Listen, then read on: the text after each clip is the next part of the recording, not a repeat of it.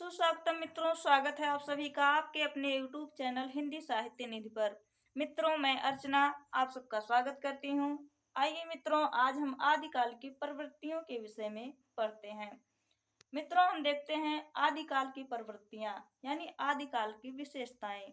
आदिकालीन रचनाओं में कौन कौन सी विशेषताएं पाई जाती थी, इसकी चर्चा कर लेते हैं। देखते हैं सबसे पहली विशेषता, आश्रयदाता राजाओं की प्रशंसा।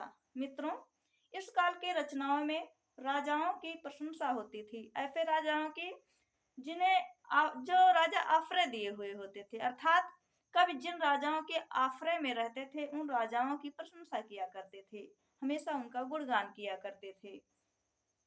युद्धों का सुंदर एवं सजीव चित्रण दूसरी विशेषता है। मित्रों, इस काल के कवि ने अपने अपने राजाओं के युद्धों का सुंदर एवं सजीव चित्रण किया है। उनके राजा किस प्रकार से कितने पराक्रम से युद्ध किया करता था, उसको अतिशयोक्त रूप में वर्णित करते हुए प्रस्तुत किया है। फिर देखते हैं मित्रों, राष्ट्रीयता की भावना का अभाव, यानी इस काल की रचनाओं में राष्ट्रीयता की भावना नहीं थी, अर्थात एक राजा दूसरे राजा से, अपने पड़ोसी राजा से हमेशा युद्ध करते रहते थे, अर्थात उनमें राज्य का बंटवारा था, राष्ट्र की कोई भावना नहीं थी, अर्थात संपूर्ण राज्य या सभी राज्य एक राष्ट्र के रूप में एकता की भावना बधे हों, इस तरह का कोई भाव उनके अंदर नहीं था, बल्कि एक राजा दूसरे राजा को पराजित कर उस पर शासन करना चाहता था। चौथी विशेषता है रासो काव्यों की रचना। मित्रों, आदिकाल में जितने भी कवि हैं लगभग रासो ग्रंथ लिखते हैं, अर्थात सभी रचनाओं के पीछे रासो नाम जुड़ा हुआ है। जैसे पृथ्वीराज रासो, विजयपाल रासो, विशलदेव रासो, प्रमाल रासो, इस तरह से इस काल की रचनाओं के नाम के पीछे रासो शब्द जुड़ा हुआ है।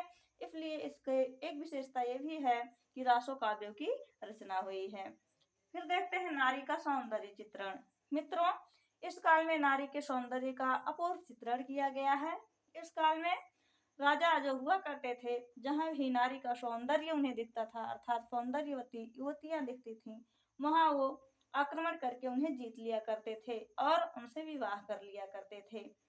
इस तरह से मित्रों इसमें अनेक विशेषताएं हैं, जैसे अतिशयोक्तिपूर्ण वर्णन हो गया, नारी के प्रति लोलुपता हो गई, इस तरह से कई कई विशेषताएं हैं। मित्रों, इसमें हमने 5 विशेषताओं का नाम सिर्फ संक्षिप्त रूप में देख लिया है।